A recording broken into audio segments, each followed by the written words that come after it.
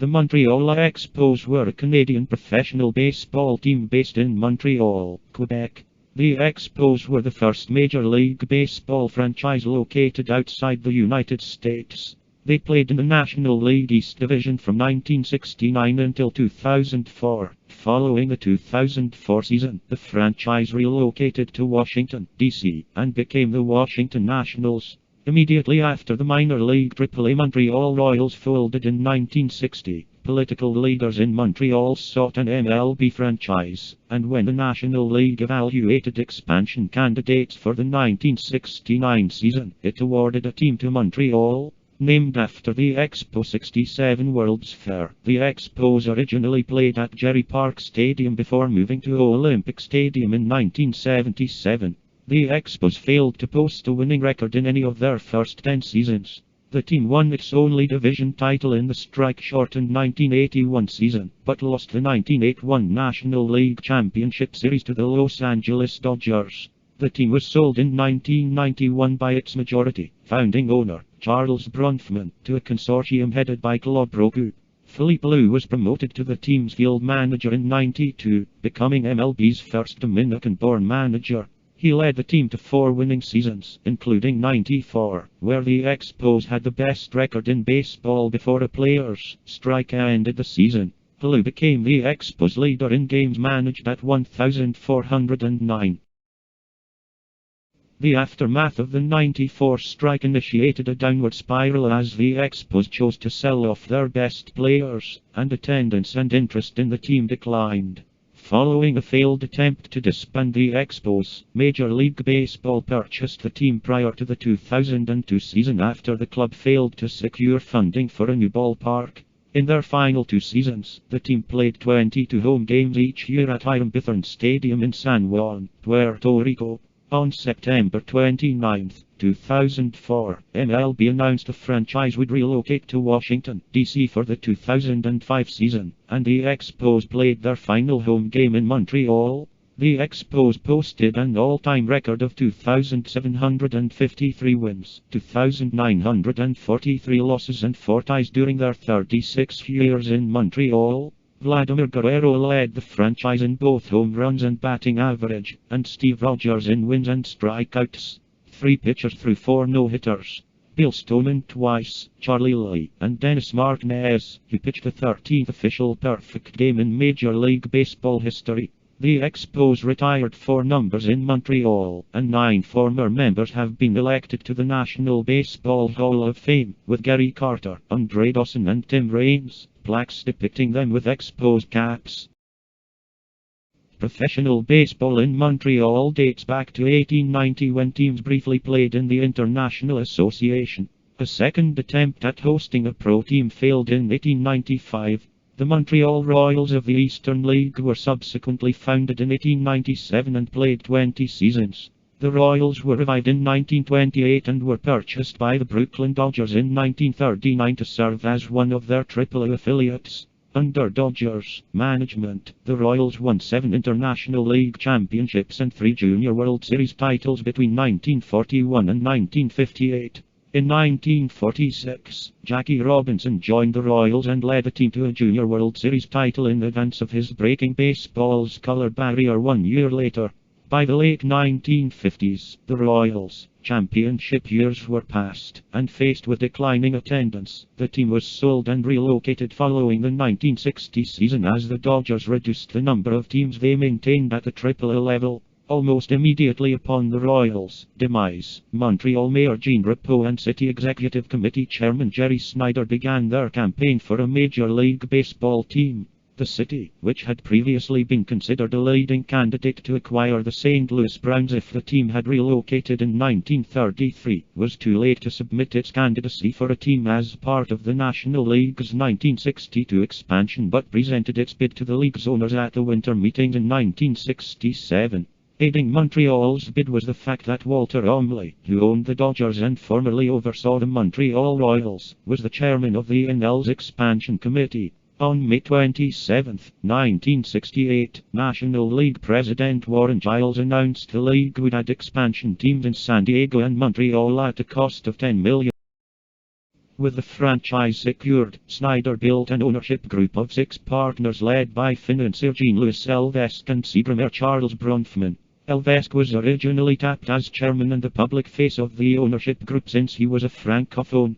However, he bowed out, and Bronfman took over as chairman.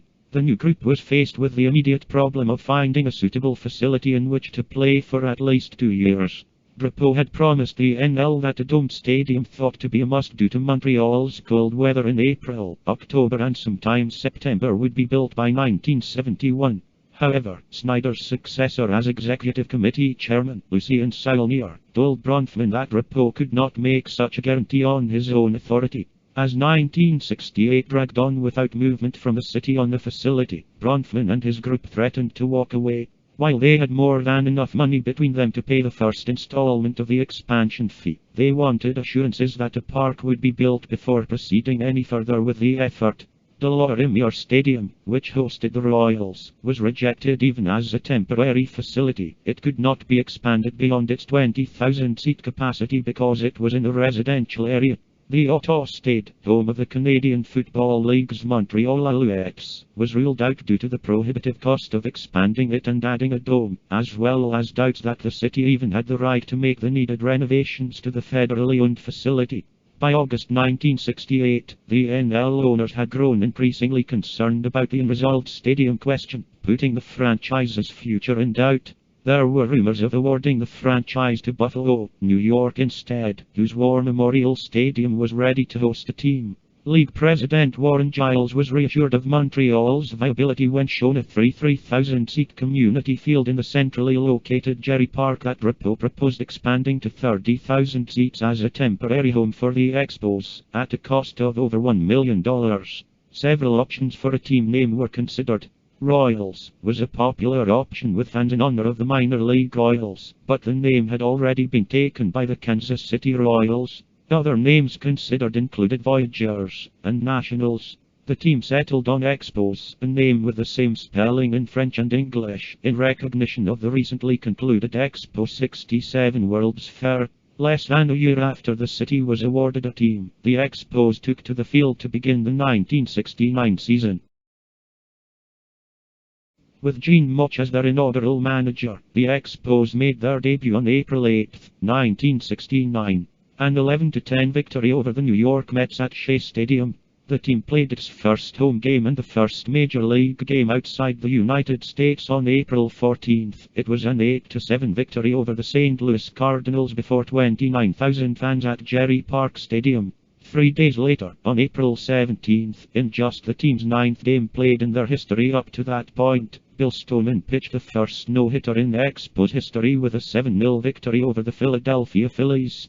The excitement of the early season heroics quickly gave way to the realities of being an expansion team as the Expos struggled for much of their inaugural season. Montreal tied their expansion cousins, the San Diego Padres, for the worst record in the NL with a record of 52-110. The team fared little better in the following seasons. The Expos went 73-89 in 1970 and 71-90 in 1971. The team's best player and first star in its early seasons was Rusty Staub, acquired from the Houston Astros in a trade prior to the Expos' inaugural season. He led the Expos with 30 home runs in 1970 and, owing to his red hair, was nicknamed Le Grand Orange. Staub was Montreal's lone representative at the Major League Baseball All-Star Game in the team's first 3 seasons, and endeared himself to the local fans by learning French. Also popular was pitcher Claude Raymond, who completed his Major League career with Montreal in '72 and was the team's first French-Canadian star. Pitcher Carl Morton, who posted an 18-11 record in 1970, was the first player in franchise history to be named National League Rookie of the Year. Bill Stoneman threw his second no-hitter, and the first pitched outside the United States, in a 7-0 win over the Mets in Montreal on October 2, 1972.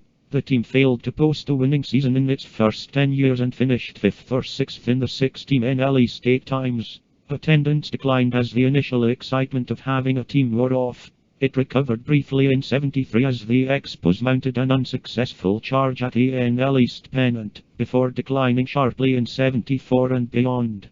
By 76, attendance had dropped to just over 600,000 fans over the course of the season, less than half of what the Expos drew in their inaugural season. The on-field product was not the only concern for the Expos. Gerry Park was only intended to serve as a temporary home until 1971 at the latest.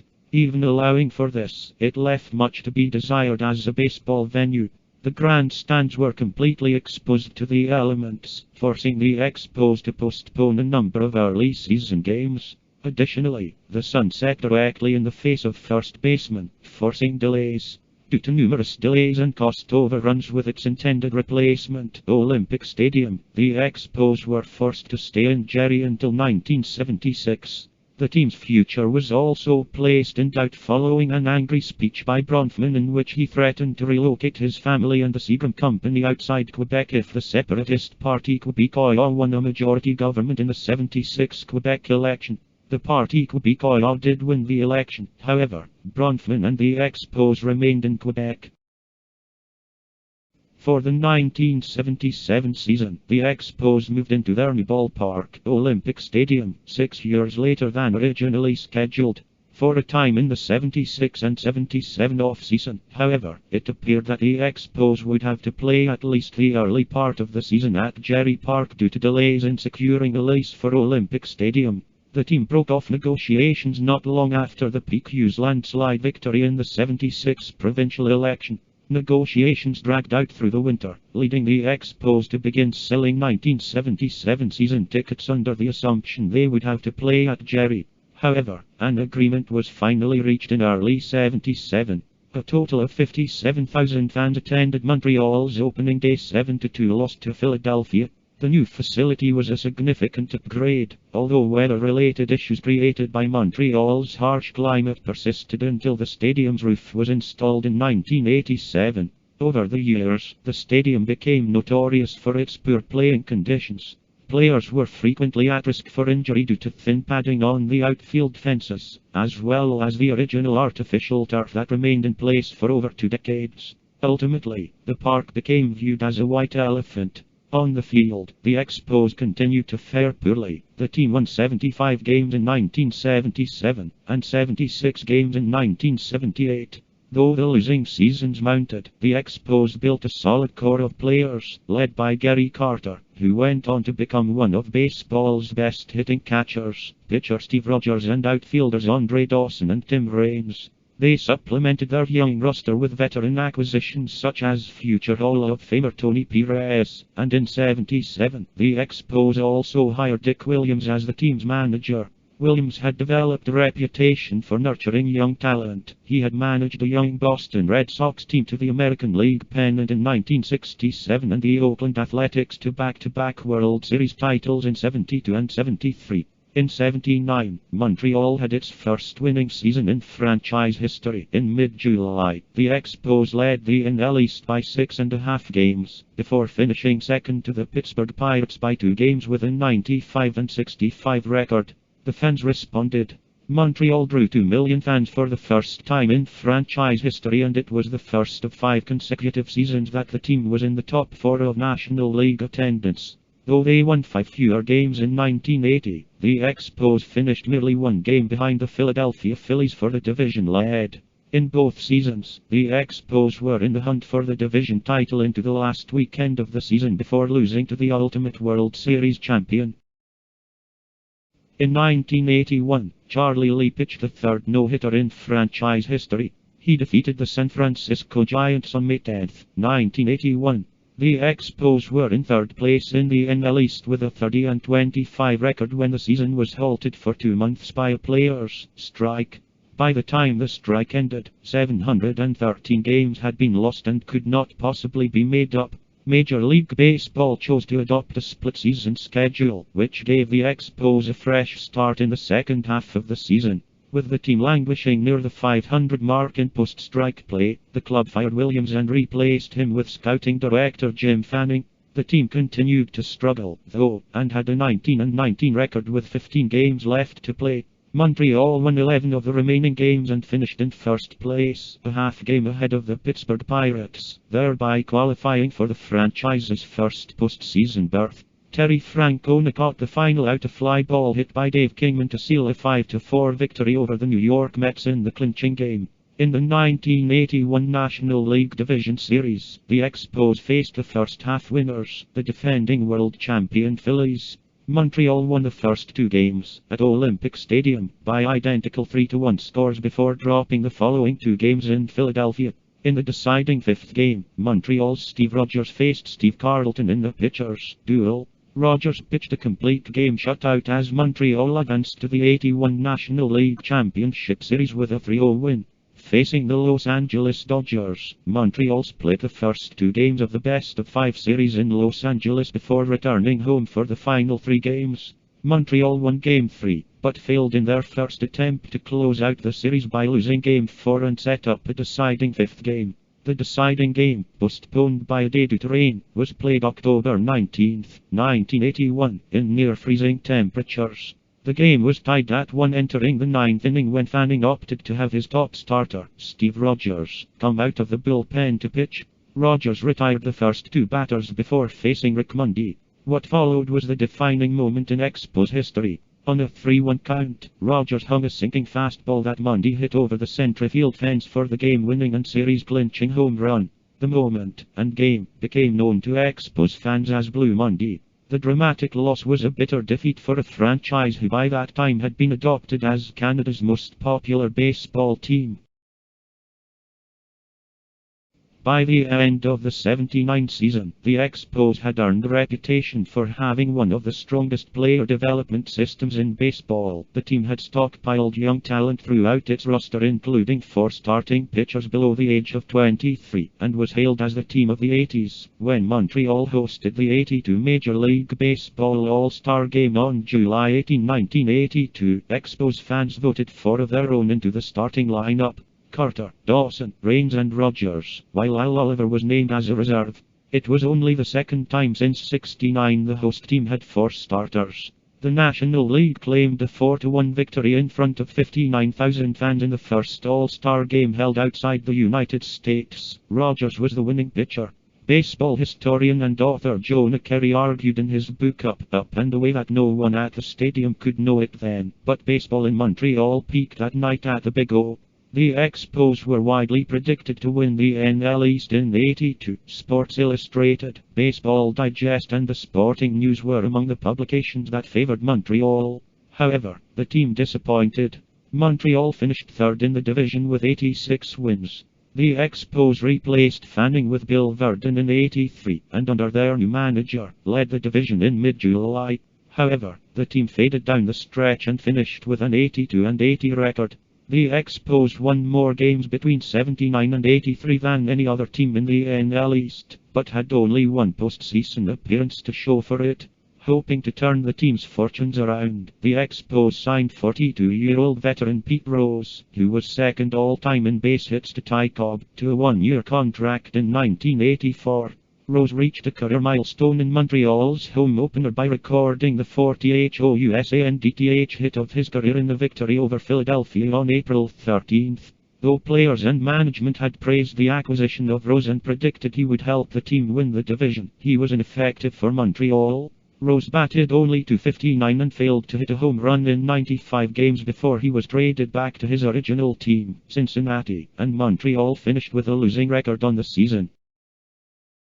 Montreal's failed '84 season resulted in a 31% decrease in attendance. At the same time, salaries were escalating throughout baseball. As a consequence, the Expos completed a major trade following the season, sending Gary Carter to the New York Mets on December 10, 1984, in exchange for 4 players. In trading Carter, the Expos gave up a team icon who, like Rusty Staub before him, endeared himself to the fans by learning French and being one of the most accessible players on the team. The trade came 1 year after Bronfman had called the 7-year, $12.6 million contract Carter signed in 1981 the biggest mistake he had made in his life.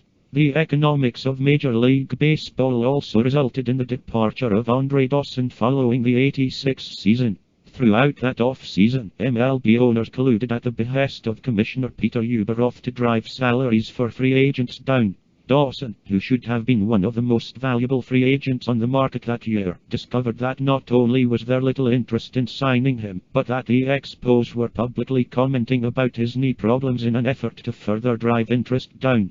Angered by these actions, Dawson walked into the Chicago Cubs training camp with a signed, blank contract. The Cubs agreed to sign Dawson to a 1-year, $500,000 contract, less than half of his previous salary. Dawson hit 49 home runs and drove in 137 runs in 1987, attaining the honor of NL Most Valuable Player. Tim Raines was also affected by collusion. After receiving no offer worth more than the $1.5 million he earned in '86, Raines returned to the Expos on a 3-year, $5 million contract.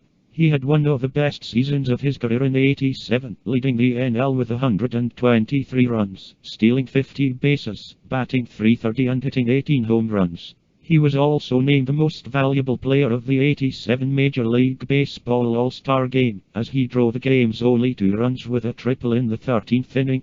Raines was ultimately traded to the Chicago White Sox in 1990. On the field, the Expos won just 4 games more than they lost between '86 and '91 as the organization set about rebuilding its development system and acquiring a new generation of players. The team struggled to attract free agents to Montreal, and Bronfman had grown disillusioned with both the business of baseball and the challenge of drawing fans to Olympic Stadium for a middling ball club. He hoped to take one more chance at winning a title, however, and in 1989, the Expos made a push for a division title by acquiring starting pitcher and pending free agent Mark Langston from the Seattle Mariners. The price would ultimately prove to be a high one as the Expos gave up future Hall of Famer Randy Johnson and 2 other pitchers. The trade helped propel the Expos to first place in the NL East by the All-Star break. They held the top spot into August before Langston and the team collapsed. The Expos finished 4th in the division with an 81-81 record, and Langston left Montreal as a free agent.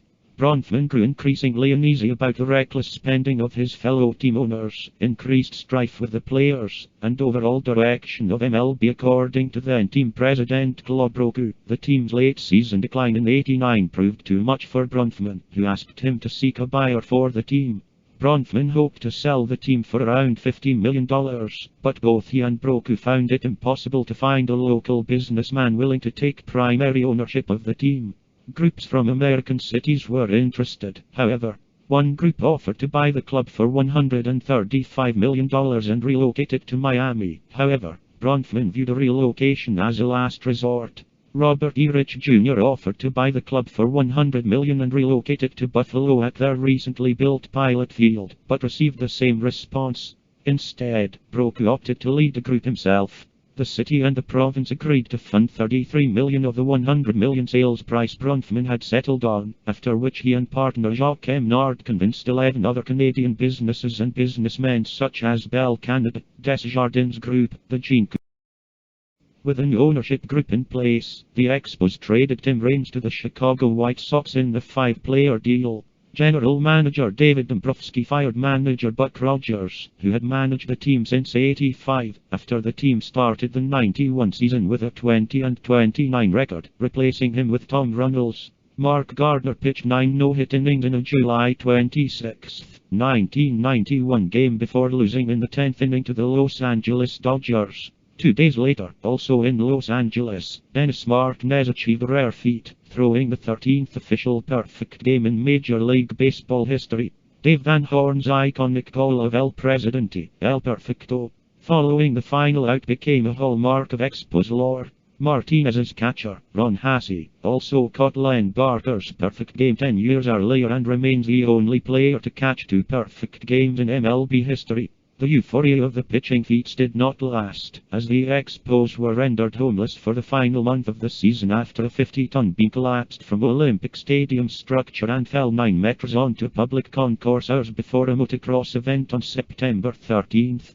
The Expos hinted that they would have to open the '92 season elsewhere unless Olympic Stadium was certified safe. While the stadium itself was given a clean bill of health by engineers in November, it took longer to get one for the roof since it had been badly ripped in a June windstorm.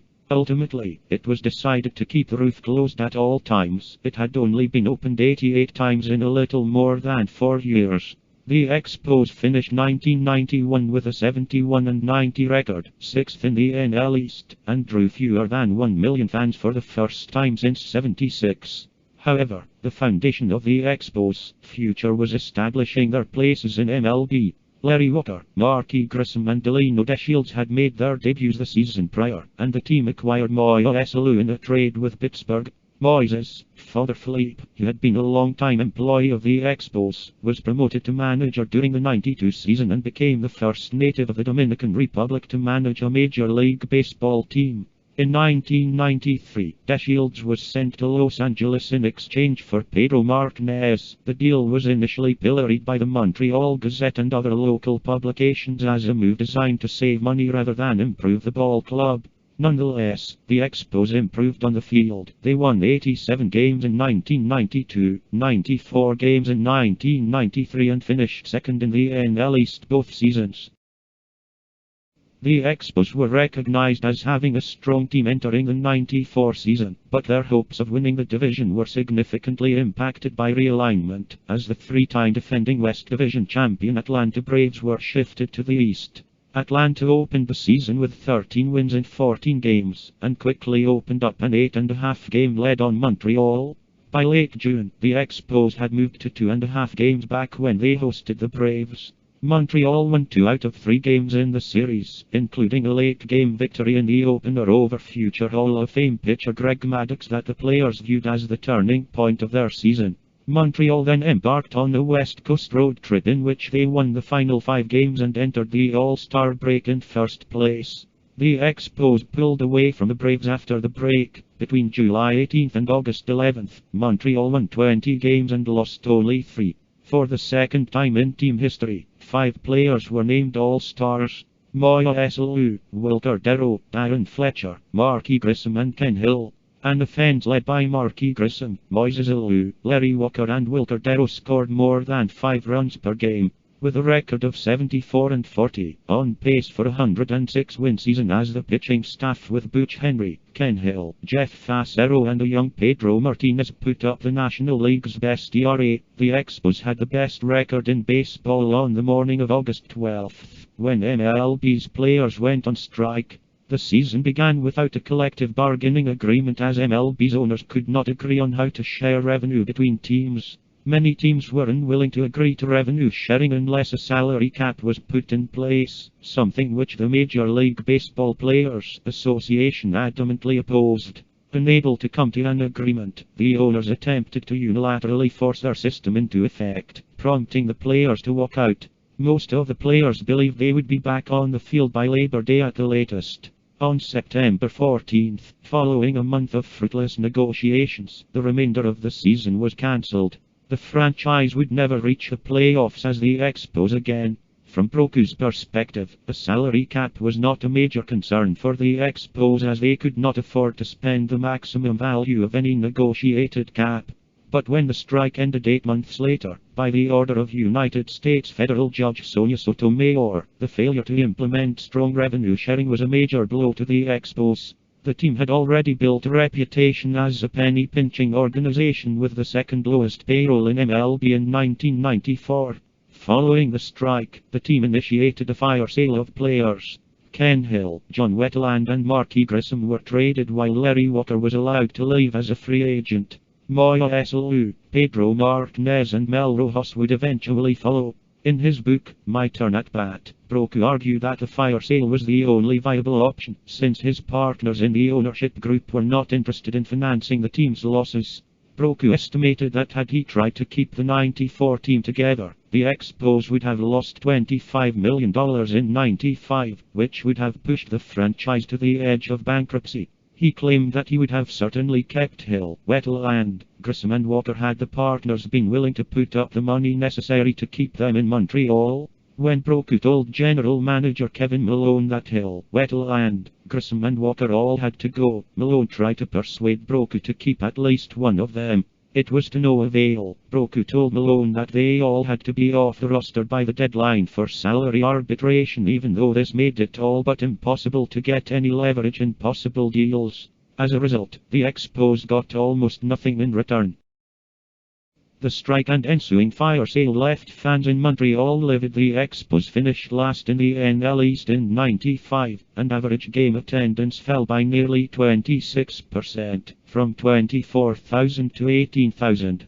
Interest in the Expos continued to decline in the years that followed. They would never average more than 20,000 fans per game in a season again during their tenure in Montreal. While noting the Atlanta Braves went on to win 11 consecutive NL East titles following the strike, Joe Kerry expressed the viewpoint of the fans as it related to Broku and the team's owners. Expos fans couldn't help but wonder if that could have been them celebrating every year had Broku convinced the team's cheapskate owners to spend a few damn dollars, or taken a leap of faith that short-term financial pain would lead to long-term success. The media, meanwhile, had taken to calling the Expos a AAA team, as the team seemed to enter a period where they would develop players only to move them on to other organizations. In spite of the sharp decline in attendance, Broku claimed the Expos turned a small profit in '95, while ticket sales increased in other markets in the seasons following the strike, though Montreal's fan base continued to erode. Even with the loss of most of their best players, the Expos were competitive in '96, achieving second place in the NL East with an 88-74 record. The team fared poorly in the following 5 seasons, however, finishing with a losing record in each year and no higher than 4th in the division. Individually, Pedro Martinez became the first native of the Dominican Republic and only Expo to win the National League Cy Young Award. He won the award in '97 after recording an 18-7 record with an earned run average of 1.9. 1 week after he was announced as the NL Cy Young winner, Martinez was traded to the Boston Red Sox as part of another salary purge. As the '90s wore on, interest in the Expos dwindled to the point that they were barely part of Montreal's sports landscape.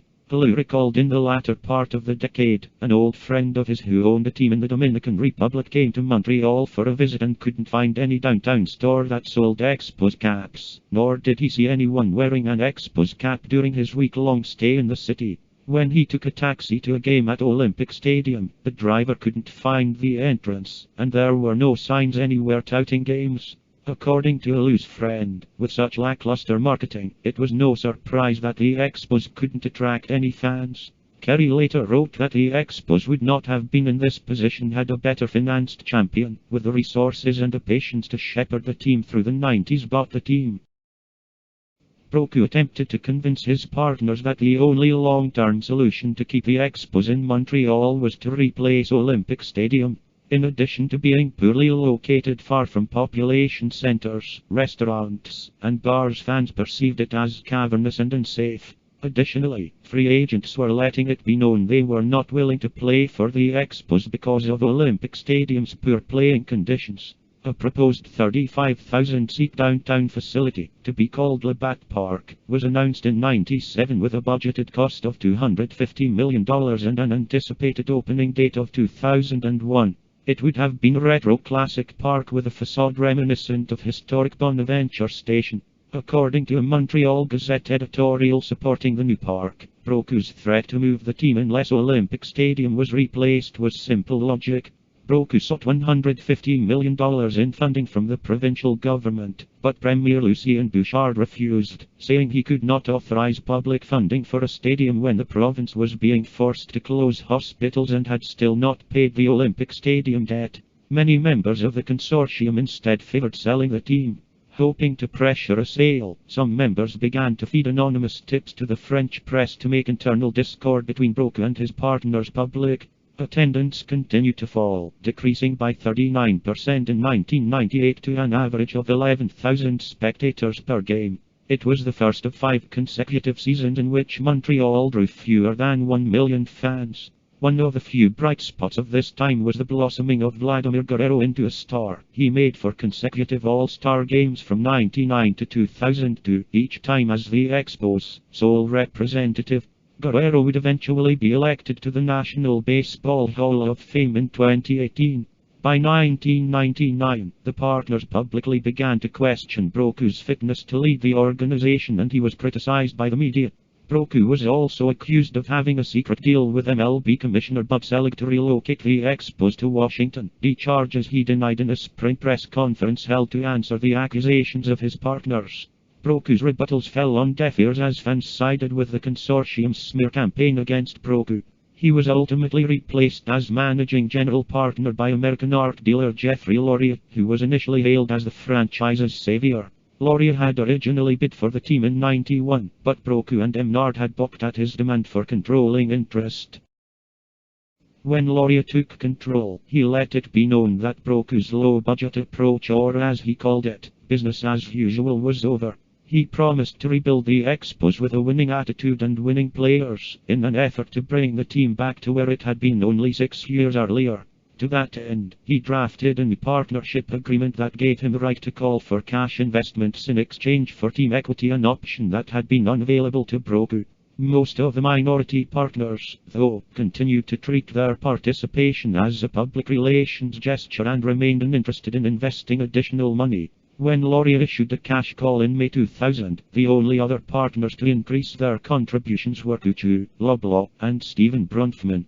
Rather than contribute more money, the minority partners proposed trading the row. Loria instantly vetoed this suggestion.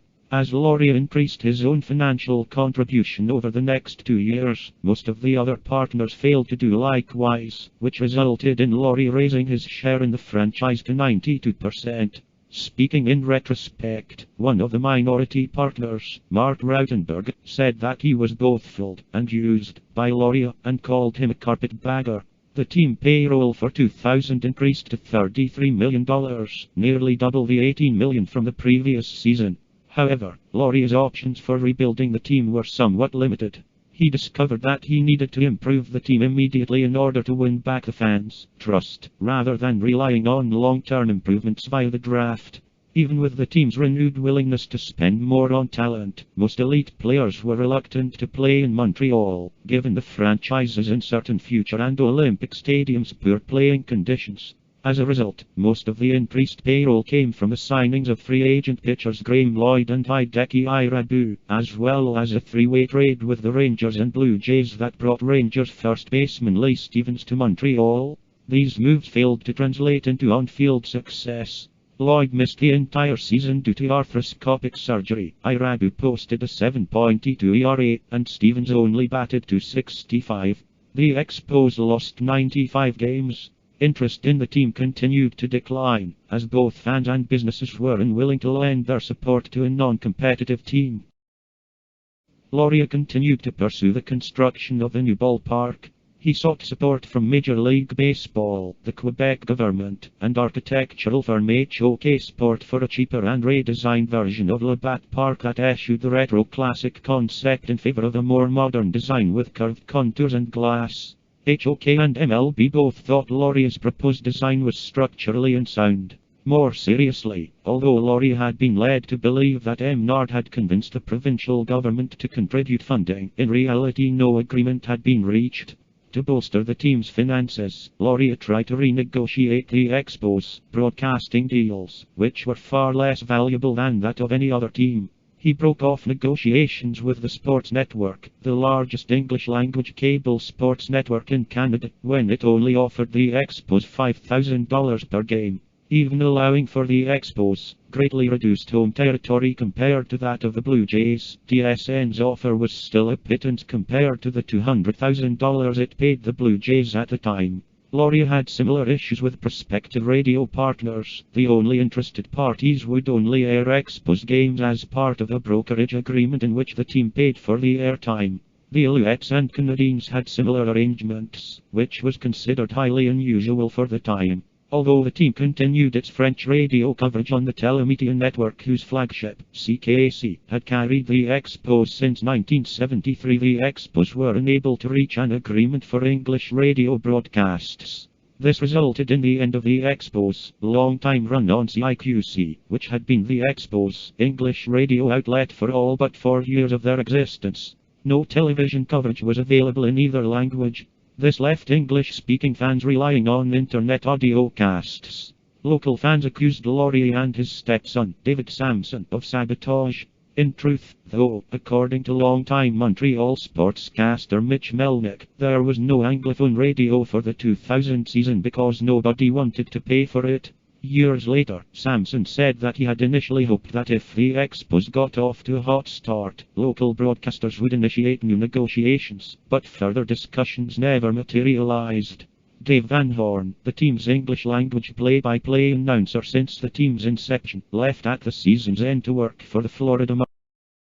In 2001, the Expos drew only 642,000 fans, one of the smallest totals in MLB in decades. The minority partners, whose interest was now reduced to a combined 7%, became convinced that Loria had planned his moves to force them out.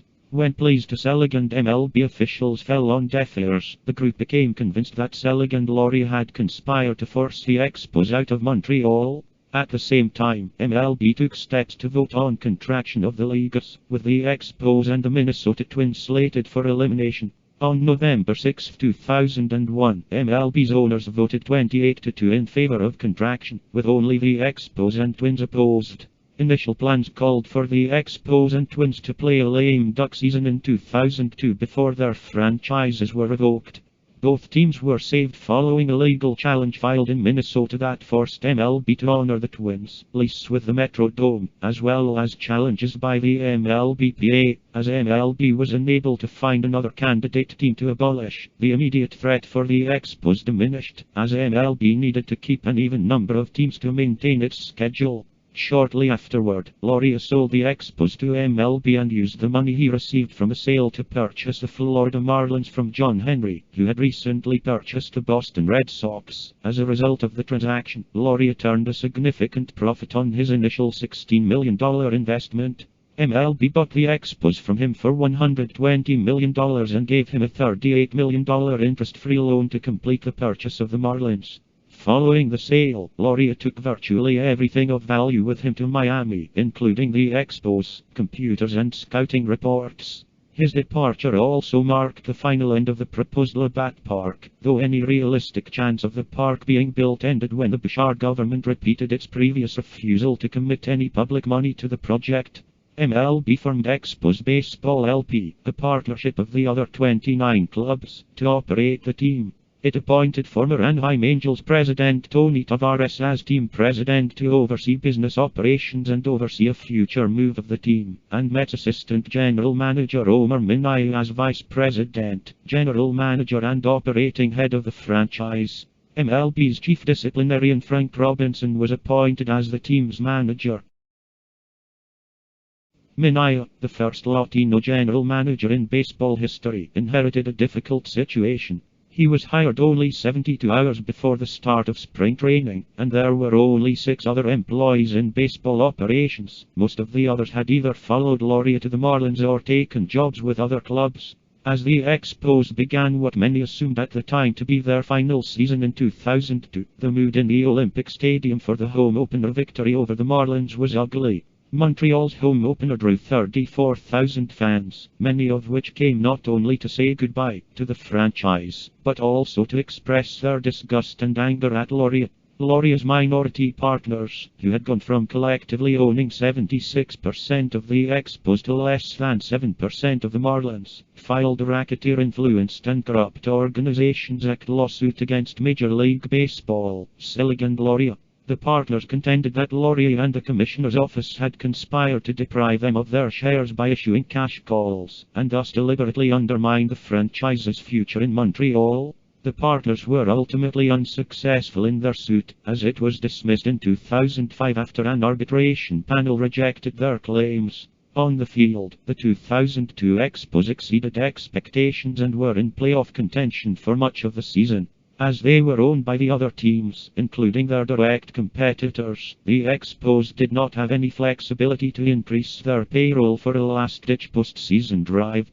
Operating under the belief that the Expos were playing their last season in Montreal, Minaya completed a blockbuster trade with the Cleveland Indians in late June to make a final run at bringing postseason success to the city, acquiring Bartolo Colon, one of baseball's top pitchers, in exchange for several star prospects and without increasing payroll. Remembering how the Seattle Mariners had revived a stalled bid for what became Safeco Field with a playoff run in '95, Minaya believed that if the Expos made the playoffs, the renewed public and private sector support would lead to a viable owner stepping forward who would keep the team in Montreal. Minaya made several smaller moves, but the team lost its early season momentum. They went 7 games under 500 in July and August. The Expos finished with an 83-79 record, their first winning season since '96, but finished second in the NL East, 19 games out of both the division lead and the wild card. The Expos franchise was saved by a new collective bargaining agreement between the owners and players that forbade contraction until at least 2006. Speculation of contraction was replaced by rumors of relocation, as it was obvious MLB did not intend to keep the team in Montreal. While MLB was not ready to relocate the Expos right away in 2003, it sought to increase revenues by having the team play 22 of its 81 home games in San Juan, Puerto Rico. The Expos again found themselves in contention for the playoffs. On August 29th, the team was tied with 4 other clubs for the National League wildcard spot. When MLB's rosters expanded on September 1st, Selig announced that the Expos would not be recalling any additional players from the minor leagues. The other owners had decided against spending a few extra $1,000, a small fraction of the team's $35 million payroll, to bolster the team. Several players, including relief pitcher Eric Knott, were sent back to the minors due to budget constraints. The team faded again, finishing 18 games out of first in the East and 8 games out of the wild card spot.